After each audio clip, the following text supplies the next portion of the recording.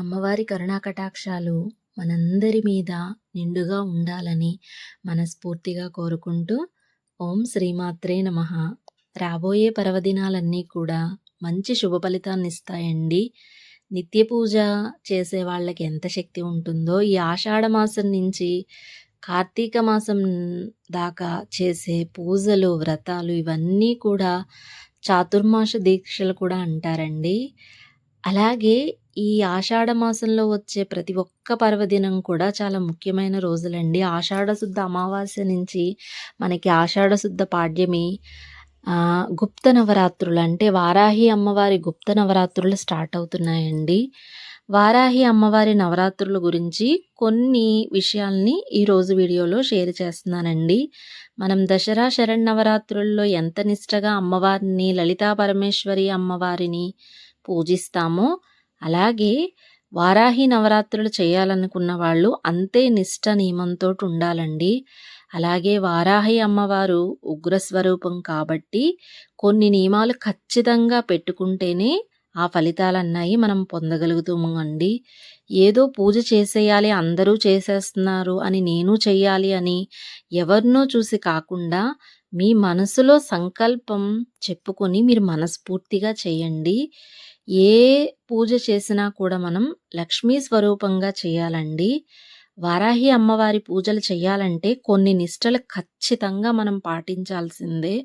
అలా పాటించకుండా ఎవరో ఏదో చెప్పుతున్నారని మాత్రం మీరు చెయ్యొద్దండి. ఎందుకు చెప్తున్నానంటే ఈ మాటని, వారాహి అమ్మవారి స్వరూపం ఉగ్రస్వరూపం అండి. ఆ పూజ చేయాలంటే మీరు అంత దీక్షతో ఉండాలి. అలా కాకుండా మీరు ఇంట్లో అన్నీ వండేసి ఎటువంటి నియమాలు లేకుండా పూజ చేసినా మనకి శుభ ఫలితం అన్నది ఉండదండి. ఖచ్చితంగా వారాహి నవరాత్రులు చేయాలి అనుకున్న వాళ్ళు నవరాత్రుల గురించి తెలిసి నియమాలన్నీ కూడా దసరా శరన్నవరాత్రులు వేరు, వారాహి శరన్నవరాత్రులు వేరండి. వారాహి అమ్మవారి పూజా విధానం వేరుంటుంది, దసరా శరన్నవరాత్రుల్లో చేసే పూజా విధానం వేరుంటుంది. ప్లీజ్ దయచేసి ఎవరైనా పూజ చేయాలి అనుకున్న వాళ్ళు ఆ నియమాలు తెలుసుకుని పూజ చేస్తే మంచి శుభ ఫలితాలను పొందుతారండి. అలాగే వారాహి అమ్మవారి నవరాత్రులు చేయడం వల్ల, మనస్ఫూర్తిగా భక్తి భావంతో చేయడం వల్ల భూ వివాదాలు అలాగే కోర్టు కేసులు ఎంత మనం అనుకున్నా కూడా ఆ పని సాధించలేకపోయి ఆ పని గురించి అంటే ఆ పనిలో మనకి సక్సెస్ రావాలంటే ఖచ్చితంగా వారాహి అమ్మవారి నవరాత్రులు చేస్తే మంచి శుభ ఫలితాలన్నాయి పొందుతారండి. మన ఎస్పెషల్లీ ఈ మధ్య కాలంలోనే చాలామందిని మనం చూసాము. అవి కూడా మన కళ్ళకి కొన్ని విషయాలు కూడా వారాహి అమ్మవారి నవరాత్రులు చేయడం వల్ల వాళ్ళు ఎంత విజయాన్ని సాధించారో, ప్రజా సంక్షేమం కోరుకునే ప్రతి ఒక్కళ్ళు కూడా నిష్టతో కాని చేసినట్టయితే, అలాగే మన మనసులో ఎటువంటి కల్మషం లేకుండా వారాహి అమ్మవారిని పూజించడం వల్ల అసలు ఎంత సక్సెస్ వస్తుందో మనం ఆల్రెడీ ఆటోమేటిక్గా చూస్తూనే ఉన్నామండి. అందుకని నేను చెప్తున్నాను, ఖచ్చితంగా ప్రతి ఒక్కళ్ళు కూడా నవరాత్రుల గురించి తెలుసుకుని అమ్మవారి గురించి అవగాహన చేసుకుని పూజ చేసినట్టయితే మనం ఎప్పుడైనా సరే ఇంట్లో చేసే పూజ ఉగ్ర రూపంగా చేయకూడదండి, లక్ష్మీ స్వరూపంగా చేయాలి. యాదేవి సర్వభూతేషు లక్ష్మీ రూపేణ సంస్థిత నమస్తస్యే నమస్తస్యే నమస్తస్యే నమో నమః. మనం లక్ష్మీ స్వరూపంగానే భావించి మనం చేయాలండి ఇంట్లో చేసే ప్రతి పూజ కూడా.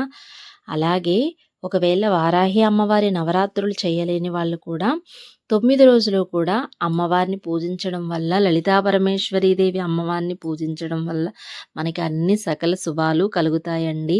ఒకవేళ వారాహి అమ్మవారి పటం కానీ ఒకవేళ మీరు ఎప్పుడు చెయ్యనటువంటి వాళ్ళు చక్కగా అమ్మవారి, ఎందుకంటే లలితా